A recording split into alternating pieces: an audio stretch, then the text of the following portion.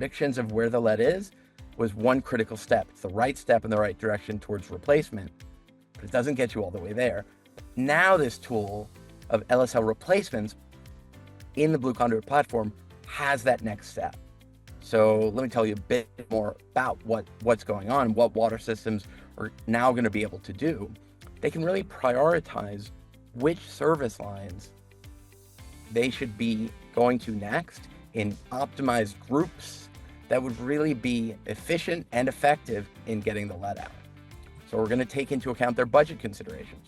How much money do you really have? How much did you just get from the latest grant? How much you have in this year's budget without raising rates, right? We need to understand that so we can set a scope of how many lead lines can we get out, right? This is prioritizing effort really is going to be important for aligning the resources with public health. So how do we actually make sure that we're going to the areas and the addresses that have the highest public health needs and risks associated with lead?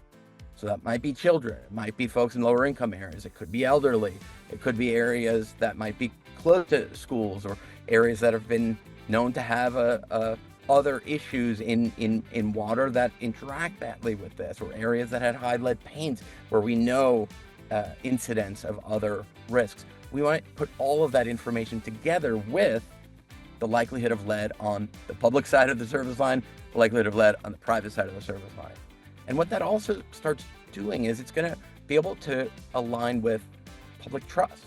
So once these prioritizations can be done in this tool, the communication of where are we going and why are we going there can be a lot easier.